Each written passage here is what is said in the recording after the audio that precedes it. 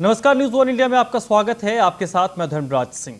देश भर में कोरोना का कहर जारी है। हालात रोजाना खराब हो रहे हैं। दिल्ली में पिछले कुछ दिनों से संक्रमण के मामले जिस तरीके से सामने आ रहे हैं वो अकल्पनीय है। दिल्ली में संक्रमण का दर 20% के पार पहुंच गया है।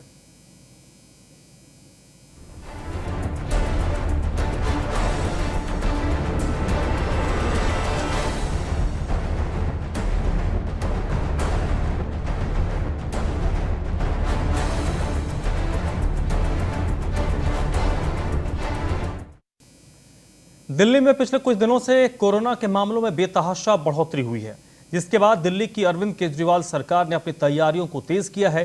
दिल्ली के मुख्यमंत्री अरविंद केजरीवाल ने दिल्ली वासियों को कोविड नियमों का पालन करने की अपील करते हुए कहा है कि दिल्ली वाले चिंता न करें, हम तैयार हैं।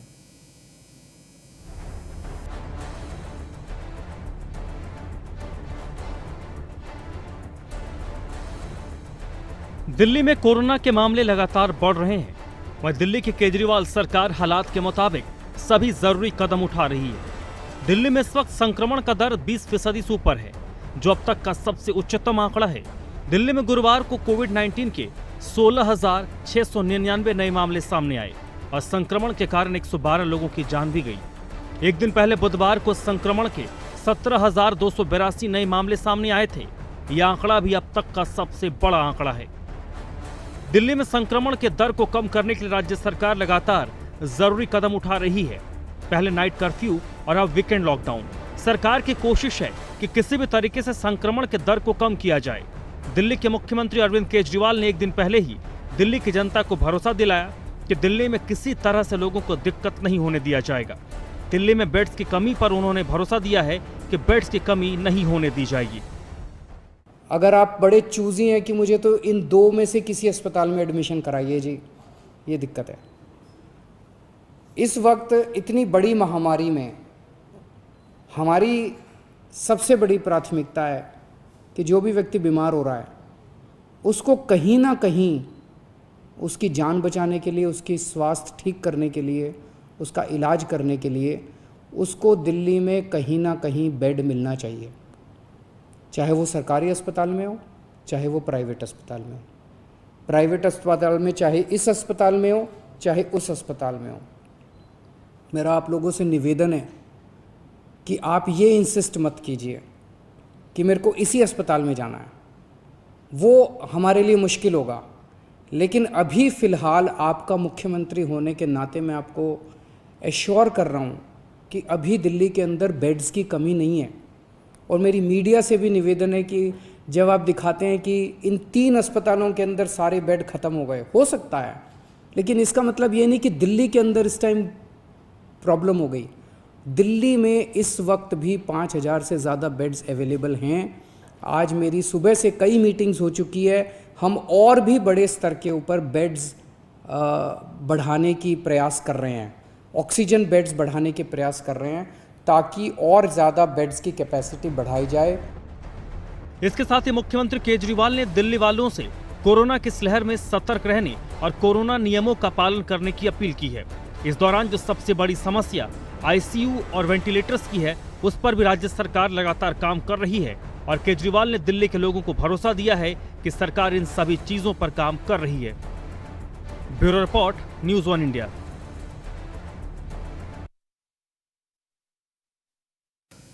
तो दिल्ली में जो संक्रमण का दर है वो 20% से ज़्यादा हो गया है।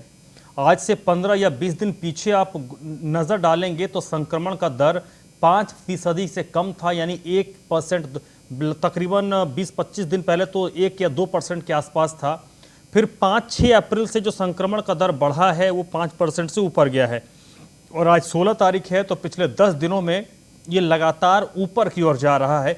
और कोशिश यही है कि जो संक्रमण का दर 20+ हो चुका है उससे जल्द से जल्द नीचे लाया जाए।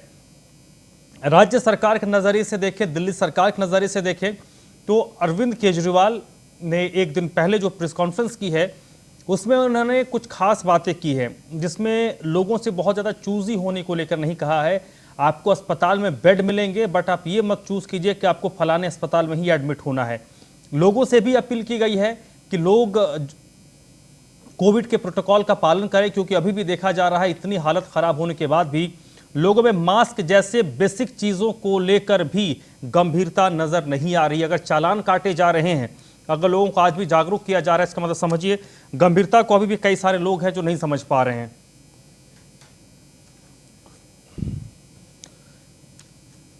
तो दिल्ली सरकार की ओर से पूरी तैयारी है। खुद मुख्यमंत्री सामने आकर कह रहे हैं कि हमने पूरी तैयारी की हुई है, किसी को दिल्ली में कोई परेशानी नहीं होने दी जाएगी।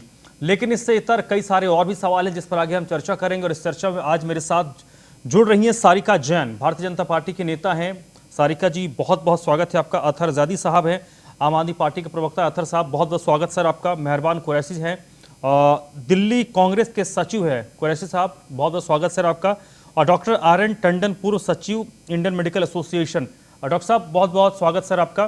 सबसे पहले डॉक्टर साहब आपसे ही आज मैं शुरू करूंगा। ये जो केसेस बढ़ रहे हैं और ये जो स्थिति बनी है, इसको लेकर इस वक्त 2 गज की दूरी, मास्क है जरूरी, यही एक कॉमन लाइन है, या फिर जिस तरीके से वायरस में चेंजेस आए हैं, उसके म्यूटेंट्स में बदलाव आया है, उसके बाद क्या कोई नई चीज ऐड ऑन की जा सकती है इसमें? शुक्रिया मुझे इस चैनल के साथ जोड़ने के लिए। और जो आपका प्रश्न है कि मास्क है जरूरी और 2 गज की दूरी, ये स्लोगन जो है ये साल से चल रहा है। बस सबसे बड़ी प्रॉब्लम ये आई कि स्लोगन को देख करके सब लोग भूल गए कि ये स्लोगन फॉलो भी करना है। अगर हम महात्मा गांधी को याद करें और उनके स्टेटमेंट्स को याद करें, उन्होंने कहा था कि जिस चीज को आप दूसरों में देखना चाहते हो, सबसे पहले उसे अपने आप में लगाओ, उसको खुद फॉलो करो। तो आज हमारी सबसे बड़ी परेशानी यही है कि हमारे लोग इन सब चीजों को भूल चुके हैं और शुरू से ये कहा जा रहा है कि mask mask mask, social distancing, किसी भी अननेसेसरी प्रोग्राम में भीड़ लगा के खड़े रहना, वहां जाना, नॉन एसेंशियल सर्विसेज के लिए आपको सड़कों पे घूमना, जो सारे कहीं दिल्ली ही नहीं संपूर्ण भारतवर्ष में देखा जाता है। बिल्कुल। तो मास्क के साथ साथ अब हमें ये ऐड करना पड़ा पिछले 3 महीने में कि सिंगल मास्क के बजाय double masking is more important. और डबल मास्किंग से कि जिस तरीके के मास्क यूज हो रहे हैं, इनसे वायरस रुकेगा या नहीं रुकेगा, वो एक बड़ी चीज। जो थोड़ा प्रोटेक्शन मिलता है उसको हमें बढ़ाना है और उसके लिए डबल मास्किंग एडवाइस की जा रही है। और सोशल डिस्टेंसिंग का तो लोगों को याद कराना पड़ेगा कि ये 2 गज से हम बढ़ते जा रहे थे, पहले 2 फुट हुआ, फिर 2 गज हुआ। पर उस 2 गज के साथ में भी ये कहा गया कि आपकी 2 गज की दूरी होनी चाहिए जब आप खुले में हैं। बंद कमरे में जहाँ के आपका वेंटिलेशन प्रॉपर नहीं है, वहां तो बैठिए ही नहीं, वहां तो कुछ मिलिए ही नहीं किसी से। और जब आप किसी से मिलो तो मास्क हटा के ना तो बात करो और ना खाना पीना करो जी। ये सारी चीजों को ऐड करना पड़ रहा है अगर हमने आज लड़ाई को आगे बढ़ना है कोरोना के साथ। चलिए सर, इस पर आगे मैं आपसे सवाल लूंगा, क्योंकि दिल्ली की बात हो रही है। तो दिल्ली में जिस तरीके की तैयारी चल रही है, हालांकि मैं उम्मीद करूंगा कि इसमें बहुत ज़्यादा आरोप प्रत्यारोप ना हो, क्योंकि स्थिति पूरे देश में खराब है, दिल्ली देश से बाहर नहीं है। अतहर ज़ैदी साहब, मुख्यमंत्री खुद सामने से लीड कर रहे हैं, लेकिन जिस तरीके की व्यवस्था हो रही है उसको लेकर कुछ लोगों के जहन में क्वेश्चन मार्क भी है। तो उन क्वेश्चन मार्क को हटाने के लिए, उन दिक्कतों को दूर करने के लिए क्या कुछ पहल आपकी सरकार कर रही है? देखिए, हमारे जो मुख्यमंत्री हैं अरविंद केजरीवाल जी, वो डे टू डे ब्रीफिंग कर रहे हैं आके मीडिया में। आप भी देख रहे होंगे कि वो रोज प्रेस कॉन्फ्रेंस करते हैं आके, और जो डे टू डे अपडेट्स है दिल्ली के हॉस्पिटल्स के बारे में, बेड्स के बारे में, कोरोना की स्थिति के बारे में, वो पूरा अपडेट आकर अपनी दिल्ली की जनता को देते हैं। तो इसमें किसी की कोई भी क्वेरीज हैं, उसके लिए हमारे MLAs ऑल टाइम उनके नंबर्स ऑन हैं, ट्विटर पे वो एक्टिव हैं। बहुत सारे केसेस जो हैं वो कोई ट्विटर पे टैग करके हमारे MLAs को अगर बोल रहा है तो उनको एडमिट कराया जा रहा है, या उनकी कोई प्रॉब्लम आ रही है उसको सॉर्ट आउट किया जा रहा है। तो ओवरऑल मैं ये कहना चाहता हूँ कि दिल्ली की सरकार, मुख्यमंत्री हमारे विधायक पूरी तरह से इस महामारी में जो ये दूसरी वेव आई है इसमें पूरी तरह से कमिटेड है दिल्ली की जनता के लिए कि उनको किसी भी तरह से अस्पतालों में बेड्स की कमी ना हो, किसी तरह वेंटिलेटर की कमी ना हो, ऑक्सीजन सिलेंडर्स की कमी ना हो। ये हमारा कमिटमेंट अपनी जनता के लिए है और उसमें जो भी बन पड़ रहा है वो दिल्ली की सरकार कर रही है, चाहे उसमें हॉस्पिटल्स के साथ बैंकेट हॉल्स को हमने अटैच किया है, बहुत सारे होटल जो नियरेस्ट है उनको अटैच किया है, बेड्स को हम बढ़ा रहे हैं, वेंटिलेटर्स को हम बढ़ा रहे हैं। तो वो जो भी हम कर रहे हैं कर सकते हैं, daily day to day basis पे सीएम साहब उस पर नजर बनाए हुए हैं और दिल्ली की जनता को हम पूरी तरह से एश्योर करना चाहते हैं कि ये एक खतरनाक वेव है, बहुत पिछले साल से ज्यादा खतरनाक वेव है। उसमें हम कमिटेड है कि हम उनको किसी भी तरह का हॉस्पिटल से रिलेटेड इंफ्रास्ट्रक्चर में कोई कमी नहीं आने देंगे और उसके साथ साथ चलिए यहाँ पर एक अपडेट रिक्वेस्ट करना चाहता हूं अथर ज़ैदी साहब, एक चीज मैं आपको यहाँ पर रोकूंगा। आपने जो बात कही उससे मुझे एक चीज अभी जहन में आ गया। आपने कहा कि दिल्ली सरकार ने बैंकेट हॉल को अटैच किया है, कई सारे होटल्स को भी ऐड करने की बात हो रही है, एक अस्पताल के साथ एक होटल ऐड करें। तो ये जो मॉडल है इसकी चर्चा दिल्ली से बाहर भी हो रही है। झारखंड के वित्त मंत्री हैं, कांग्रेस के बड़े नेता हैं रामेश्वर उरांव, उन्होंने दिल्ली मॉडल की प्रशंसा की है और जिस तरीके से रांची की तस्वीर पूरे देश ने देखा तो उन्होंने कहा है कि दिल्ली के मॉडल को झारखंड में भी इम्प्लीमेंट किया जाए, बैंकेट हॉल को गवर्नमेंट एक्वायर करे। तो ये एक अच्छी पहल है जिसको देश के दूसरे हिस्से में भी लोग समझ रहे हैं और उसको अपना भी रहे हैं। चलिए सारिका जैन जी, आज डॉक्टर हर्षवर्धन एम्स पहुंचे थे, एम्स का उन्होंने निरीक्षण किया। एक बात उन्होंने कही कि वेंटिलेटर्स की कमी नहीं है, कई स्टेट्स हैं जिन्होंने मांगा तो हमने दिया, कई स्टेट्स ने हमसे मांगा ही नहीं। उसी दिल्ली में जहां पर एम्स है, हालांकि एम्स केंद्र के अधीन आता है अस्पताल, उसी दिल्ली में कई ऐसी जगहों पर शिकायत आ रही है कि वेंटिलेटर्स कम पड़ रहे हैं या वेंटिलेटर्स नहीं मिल रहे हैं। तो जहां पर प्रधानमंत्री होते हैं, जिस जगह पर खुद जहां के सांसद हैं डॉक्टर हर्षवर्धन, उस राज्य की बात करें जहां पर वो रहते हैं, जहां पर अस्पताल में जाकर उन्होंने ये बात कही है, तो क्या दिल्ली में इस वक्त ऐसी स्थिति है कि कोई बगैर वेंटिलेटर की दिक्कत लोगों को नहीं हो रही है? क्योंकि स्वास्थ्य मंत्री तो कह रहे हैं कि वेंटिलेटर की दिक्कत नहीं है देश में। देखिए, अभी अजहर जैदी जी को मैं सुन रही थी और बहुत शांति तरीके से सुन रही थी। एक वीडियो आजकल एक बहुत वायरल हो रहा है 2 दिन से। एक बंदा कॉल करता है, सारे उसने करीब 10 हॉस्पिटल्स में कॉल किया लेकिन उसको बेड अवेलेबल नहीं हुआ। सब में वेटिंग दिखा रही है। वो ऐप जो इन्होंने आप सरकार ने सबको दी हुई है फ्री कॉल करने के लिए, सब पे ऐड चल रही है कि अवेलेबल है, लेकिन अगर कॉल करो तो उस पर बेड अवेलेबल नहीं है। और ये बहुत सराहनीय कार्य है कि हमारे जो स्वास्थ्य मंत्री जी, आप पीपीई किट पहन के हॉस्पिटल गए और मरीजों का हाल चाल पूछा। ये जो स्थिति है, हमें सकारात्मक सोच रखने की स्थिति है। इस स्थिति में हमें राजनीति नहीं करनी है और बहुत सब विपक्षी पार्टियों को एक साथ मिलकर चलना है। लेकिन ये हमारी विडंबना है कि जब हम वैक्सीन लाते हैं तो हमको गालियां दी जाती हैं, जब हम ताली बजाते हैं तो गालियां दी जाती है। ये स्थिति ऐसी है कि इसमें कोई भी विपक्षी पार्टी किसी तरह की उंगली ना उठाए, क्योंकि हमारे वैज्ञानिकों ने बहुत अच्छे तरीके से अभी तक लगभग 12-13 करोड़ लोगों को वैक्सीन दी जा चुकी है और बहुत सही तरीके से वो लग रही है। और इस टाइम ये जो आप सरकार है, अभी बैठकर अजहर जैदी जी बहुत सारी बातें बता रहे थे, टीवी पर बैठकर ये सब नहीं होगा। जैसे हमारे स्वास्थ्य मंत्री जी हॉस्पिटल गए, उन्होंने मरीजों का हालचाल पूछा और रियल में स्थिति देखी कि रियल में ग्राउंड पे क्या स्थिति है, हमें वो देखना होगा। केजरीवाल भी तो 2 दिन पहले गए थे।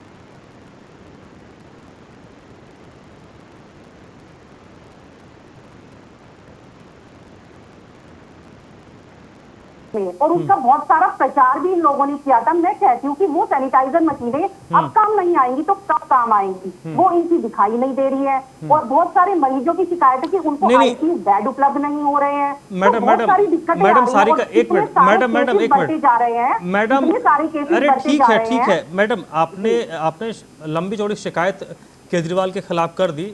मैं एक मिनट अथर साहब, मैं कोई आम आदमी पार्टी का प्रवक्ता नहीं हूं कि मैं आपको उनके जवाब दूं, लेकिन यहां पर आपने शुरू एक बड़ी अच्छी लाइन आपने कही कि हमें सियासत नहीं करनी है, लेकिन हाँ खामियां हैं तो खामियों को आप बताइए। पॉजिटिव जो क्रिटिसिज्म होता है उससे दिक्कत नहीं है, पॉजिटिव क्रिटिसिज्म आप कर नहीं और नहीं, एक मिनट नहीं, मुझे थोड़ी सी आपके बात में आपत्ति इस बात पे लगी कि ये वीडियो वायरल हो रहा है, ये मैं दिल्ली की बात नहीं करूँ, अगर देश की बात करूँ तो कई जगहों से अलग अलग किस्म के वीडियो वायरल हो रहे हैं। उनकी चर्चा करना यहाँ गैरवाजिब होगा, नहीं करना चाहता उसको, क्योंकि हम एक पॉजिटिव चीज़ों को लेकर सामने आए हैं। क्योंकि यहाँ पर राजनीति के लिए तो बहुत वक्त पड़ा है, बहुत सारे मुद्दे पड़े हैं, इसमें कम से कम राजनीति न करें।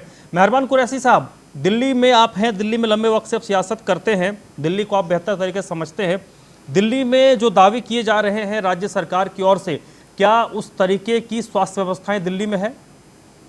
दिल्ली में कोई भी साधन नहीं है। दिल्ली के लोग बहुत परेशान हैं। कोई डूब के मरने का मुकाम है केजरीवाल जी के नहीं और सेंट्रल गवर्नमेंट के नहीं है। तो दिल्ली राजधानी, हिंदुस्तान की 150 करोड़ की आबादी की राजधानी है और उसके अंदर भी कोई साधन नहीं है और कोरोना सबसे ज्यादा दिल्ली के अंदर फैल रहा है। दिल्ली सरकार बिल्कुल फेल है।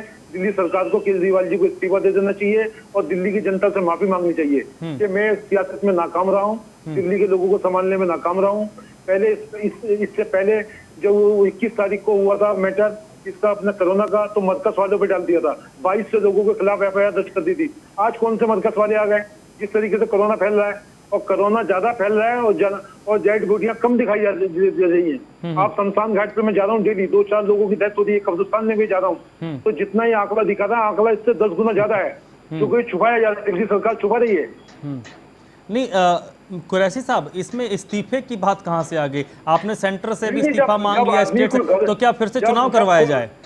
अभी तो स्थिति नहीं है ना सर चुनाव करवाने वाली। सर ये इस काबिल नहीं है। जब देश को दिल्ली को संभाल पा रहे तो इस्तीफा दे देना चाहिए। कोई घर का मुखिया का घर को नहीं इस्तीफा ले लीजिए, पंजाब में केसेस बहुत ज्यादा बढ़ रहे हैं। हाँ जैदी साहब बोलिए, क्या कह रहे थे आप? तो कह रहा हूँ यार सियासत ना करें मेरे कांग्रेस के भाई, ये पूरे देश की एक आपदा है, हर प्रदेश में है। पंजाब में भी केसेस बढ़े हुए हैं, कैप्टन अमरिंदर सिंह को भी इस्तीफा दे देना चाहिए क्या? महाराष्ट्र में भी केसेस बढ़े हुए हैं, वहां भी आप सरकार चला रहे हैं साथ में शिवसेना के। तो यहाँ पे बैठ के सियासत मत करिए या पॉजिटिव क्रिटिसिज्म करिए। कोई कमी है तो बताइए, यहाँ पे बैठ के। नहीं सॉरी, मैं माफी चाहूंगा। पंजाब के लोगों ने बांटने की बात नहीं करी थी। 2200 लोगों पे केस नहीं बनवाया था। मरकज वालों पे जो है उन्होंने मटका नहीं फोड़ा था कि मरकज वालों की वजह से हुआ है। आज कौन से मरकज वाले आ गए जो केस इतने 4 गुना हो गए? आप अपनी गलती क्यों नहीं मानते कि हमारा गलत डिसीजन था, मरकज वालों को केस रजिस्टर कराया था आपने?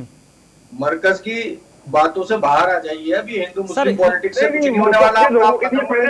मरकज के लोगों के लिए आपको माफी मांगनी पड़ेगी कि हमारा गलत डिसीजन। चलिए सर वक्त आएगा तो नहीं कुरैशी साहब, ये नहीं कुरैशी साहब, देखिए कुरैशी साहब, ये मरकज की बात, माफी मांगना, ये मांग लिया जाएगा कभी। जैसे अखिलेश यादव जाके हरिद्वार में माफी मांग कर आए 2015 के लाठीचार्ज के लिए, फिर कभी किसी को जरूरत पड़ेगी तो माफी मांग लेंगे, उससे क्या मतलब? जो मुसलमानों की हालत सर वो उस पे मत बात कीजिए, उस पे मत जाइए। कुल मैं कुरैशी साहब आप दिल्ली में है सर, आप दिल्ली में है, मैं दिल्ली की स्थिति समझना चाहता हूं कि क्या दिल्ली में लोगों को बेहतर स्वास्थ्य सुविधाएं मिल रही हैं? पहली चीज, खुद जो अरविंद केजरीवाल बतौर मुख्यमंत्री सामने आकर लोगों को बता रहे हैं कि आप चिंता मत कीजिए, मैं हूं, हमारी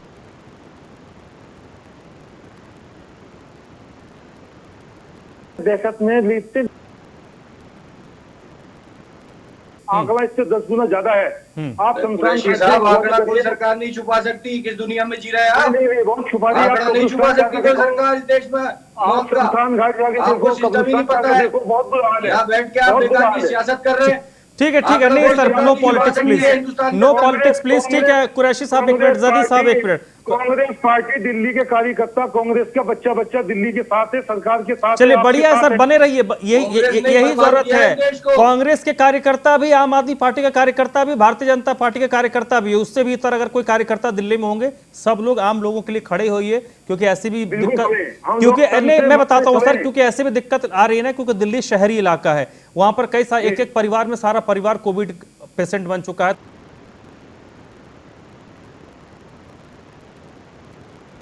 मेरे साथ टंडन साहब भी बने हुए हैं, पूर्व सचिव हैं इंडियन मेडिकल एसोसिएशन के। सर जिस वायरस की हम बात कर रहे हैं, आपसे मैं थोड़ा गंभीरता से दूसरे अपार्ट फ्रॉम ये व्यवस्था क्या है नहीं है, इस पर मैं सीतर में जानना चाहता हूं, क्योंकि लोग इस वक्त जो सबसे ज्यादा रिलाई कर रहे हैं वो डॉक्टर्स पर कर रहे हैं, और बड़ी फेक चीजें भी सर बड़ा सर्कुलेट हो रही हैं कि ये होना चाहिए, वो होना चाहिए, ये हो गया, वो हो गया। तो आम लोगों से तो मैं यही अपील करूंगा कि ऑथेंटिक चीज़ों पर ही एतबार कीजिए। कुछ भी अगर व्हाट्सएप पे या सोशल मीडिया पर आपको मिल जाता है तो उसको शेयर मत कीजिए और उसको आगे कहीं फॉरवर्ड मत कीजिए। आज की तारीख में ये बड़ा खतरनाक एक ट्रेंड चला हुआ है। डॉक्टर साहब ये बताइए आज की तारीख में इस वायरस से बचने का क्या उपाय है वो तो आपने बता दिया, लेकिन आज से 1 साल पहले WHO की ओर से कहा गया था कि संभव है कि कई सारे जो हमारे वायरस हैं वो आज तक हैं, उनको हम कभी ख़त्म नहीं कर पाए। तो क्या आज की तारीख में कहना जल्दबाजी है, लेकिन क्या ऐसी स्थिति आ सकती है कि वायरस हमारे बीच ही रहे, कभी जा ही ना, हो सकता कमज़ोर थोड़ा पड़ जाए? एक बहुत ही ज़रूरी चीज़ है समझना कि वायरस जो है वो हमारे एटमॉस्फेयर में ऑलरेडी चल रहे हैं, वो म्यूटेट करते रहते हैं और कभी भी एक नए रूप में आकर के आप पे अटैक करते हैं। स्पेनिश फ्लू हुआ था 100 साल पहले जी, पर उस समय जो पेंडेमिक हुआ पहले साल में हुआ, वो बढ़ा दूसरे साल में और तीसरे साल में जाके कम हुआ और उसके बाद वो पेंडेमिक खत्म हो गया। परंतु बीच बीच में वो कभी भी उठता रहता है, आता रहता है, लोकलाइज्ड एरिया में प्रॉब्लम करेगा, इस तरीके के इन्फेक्शन करेगा। किसी भी इन्फ्लुएंजा वायरस को ले लें आप, H1N1 को ले लें, तो ये सब अपना समय समय पे जो है एक अटैक करते रहते। तो वायरस खत्म करने का हम नहीं सोच रहे हैं। अभी भी जो बात हो रही है कि वैक्सीन आई है, वैक्सीन से हम वायरस की इफेक्टिविटी, जो उसकी असर है शरीर के ऊपर, उसको कम कर रहे हैं और उससे शरीर के अंदर जो वैक्सीन से हमें इम्यूनिटी डेवलप हो रही है वो लड़ाई लड़ने में मदद कर रही है, पर वायरस को खत्म नहीं कर रही। पर जब हमारी इम्यूनिटी डेवलप हो जाएगी, हमारी 70% के आसपास जनता को इम्यूनाइजेशन हो जाएगा, तो ये ट्रांसमिशन जो है वायरस का ये खत्म होना शुरू हो सर एक शरीर लड़ने लगेगा। नहीं सर एक पेंडेमिक खत्म हो जाए। ठीक है डॉक्टर साहब, एक सवाल मेरे जहन में कई पिछले 2-4 दिनों में एक आध लोगों ने मुझसे इस चीज़ पर चर्चा भी की है, तो आप सबसे बेहतर व्यक्ति हैं जिनसे मैं इस पर बात कर सकूं। लोगों के अंदर जो इस वक्त डर बना है ना कि मोर्टेलिटी रेट को लेकर, लखनऊ की तस्वीरें आई, वीडियोज़ आए, कुछ छत्तीसगढ़ के आए, रांची से आए, गुजरात के अलग अलग हिस्सों से आए, तो लोगों के अंदर मोर्टेलिटी रेट को लेकर भी बड़ा एक डर है, क्योंकि मोर्टेलिटी रेट बढ़ रही है। इतने बॉडी दिल्ली से आई कि इतने बॉडीज सिर्फ एक निगमबोध घाट में एक दिन में जलाए गए हैं, इतने कब्र में दफनाए गए हैं, तो उसको लेकर लोगों में एक डर बना हुआ है। मैं आपसे जानना चाहता हूं सर कि एक शख्स ने मुझसे आज कहा कि क्या जो दूसरे बीमारियों से डेथ होते हैं वो डेथ होना बंद हो गया? क्या नेचुरल डेथ होना बंद हो गया? नेचुरल, जब कोविड नहीं था उससे पहले भी तो डेथ होती थी। बिल्कुल बिल्कुल ठीक बात है, नेचुरल डेथ सारी होती है, पर इस समय क्योंकि आप एक ऐसे पेंडेमिक से गुजर रहे हो, एक ऐसे इन्फेक्शन को साथ में लेके चल रहे हो जिसकी वजह से प्रॉब्लम ज्यादा आ रही हैं और जो नेचुरल डेथ्स होती हैं बीमारियों की, उनका इस समय आंकड़ा आपको उतना नहीं मिल पाएगा जितना आम टाइम में मिलता है। इस पेंडेमिक में आपको वायरस की मोर्टेलिटी की ही बात होती, जो भी आपको दिखाया जा रहा है टीवी चैनल्स पे या क्रेमेटोरियम से जो भी लाइव आ रही हैं फोटोज, वो सिर्फ इसीलिए आ रही हैं कि वो वायरस से डेथ रिलेटेड है, क्योंकि वो आप ऐसे ले जा रहे हो, ऐसे दे रहे हो बॉडी को पैक करके, इस तरीके से क्रिमेशन हो रहा है कि वो आपको सब पता चलता है कि ये वायरस की डेथ है और इनका रिकॉर्ड भी बन रहा है, क्योंकि ये जरूरी है बीमारी को समझने के लिए और वायरस के असर को समझने के लिए। इसमें दो राय नहीं है कि वायरस ये इन्फेक्टिव बहुत ज्यादा है। मोर्टेलिटी इसलिए बढ़ रही है कि ये बीमारी हम शुरू में कोई सिम्टम्स नहीं दे रही है, अचानक मरीज को पता चलता है कि उसको सांस लेने में दिक्कत हो रही है और उसका सैचुरेशन जो है ड्रॉप कर गया 80 और 82 पे। तो ऐसे पेशेंट जब हॉस्पिटल पहुंचते हैं तो उनकी मोर्टेलिटी हमें दिखाई देने लगती है। चलिए ठीक है सर, परेशानी आ रही है आईसीयू और ठीक है। सारिका जैन जी, जो बात आप कह रही थी कि यहाँ पर क्या अभी इस स्थिति में हम हैं कि हम सेंटर और स्टेट की लड़ाई लड़े? दिल्ली में क्या दोनों गवर्नमेंट, स्टेट गवर्नमेंट और सेंट्रल गवर्नमेंट मिलकर एक स्थिति बनाए कि हम इस मुद्दे पर कम से कम कुछ दिन आरोप प्रत्यारोप नहीं करेंगे और दिल्ली में कम से कम आईसीयू बेड्स की बात हो या फिर वेंटिलेटर्स की बात हो, इन दो चीज़ों की कमी से दिल्ली वाले महरूम ना रहे? बिल्कुल, आपने बिल्कुल सही बात बोली है, क्योंकि हम राजनीति में आते हैं, राजनीति ना करके इस टाइम ऐसा वक्त, आपातकालीन वक्त है कि हम लोगों को मिलकर साथ काम करना पड़ेगा, चाहे केंद्र सरकार हो और चाहे राज्य की सरकारें हो, कोई भी प्रदेश हो। अभी हमारे प्रधानमंत्री नरेंद्र मोदी जी एक बैठक भी लेने वाले हैं सभी के साथ और फिर से बहुत स्थिति सुधार आएगा। जैसे हम पहले इस लड़ाई से लड़े हैं वैसे ही फिर से अब इस लड़ाई से पार उतर जाएंगे। और जैसा कि अभी हमारी 2 दिन पहले मीटिंग हुई है, हमारे प्रदेश अध्यक्ष आदेश गुप्ता जी ने तीनों मेयर को, तीनों निगमों के मेयर को बुलाया और उनको पूरा प्रॉपर तरीके से बताया कि स्कूलों में भी जो है वो व्यवस्था की जाए और जो बैंक्वेट हॉल है, आसपास की चीजें हैं, अस्पतालों को कोविड सेंटर में बदला जाए। चलिए ठीक है, और बहुत सारे निर्देश दिए हैं। सारिका जी वक्त खत्म हो गया है, क्योंकि ये ऐसी चर्चा है जिस पर हम बहुत लंबी बातचीत कर सकते हैं, लेकिन हमारे पास भी वक्त की कमी होती है। आप चारों मेहमान मेरे साथ जुड़े और अपना अपना पक्ष रखा, अपनी बात रखी, इसके लिए बहुत बहुत शुक्रिया। सारिकान जैन जी आपका, अतर जैदी साहब आपका भी सर बहुत बहुत शुक्रिया, मेहरबान कुरैशी साहब सर आपका भी बहुत बहुत शुक्रिया, और डॉक्टर आर एन टंडन बहुत बहुत शुक्रिया सर, इस चर्चा में मेरे साथ आप जुड़े। तो फिलहाल दिल्ली में कोरोना के जो मामले हैं वो लगातार बढ़ रहे हैं, लेकिन कोशिश राज्य सरकार की, अरविंद केजरीवाल सरकार की यही है कि इस संक्रमण के दर को कम किया जाए और व्यवस्थाओं को और ज़्यादा टाइट किया जाए, ताकि कम से कम व्यवस्था की मार से कोई परेशान ना हो। तो आज इस चर्चा में बस इतना ही।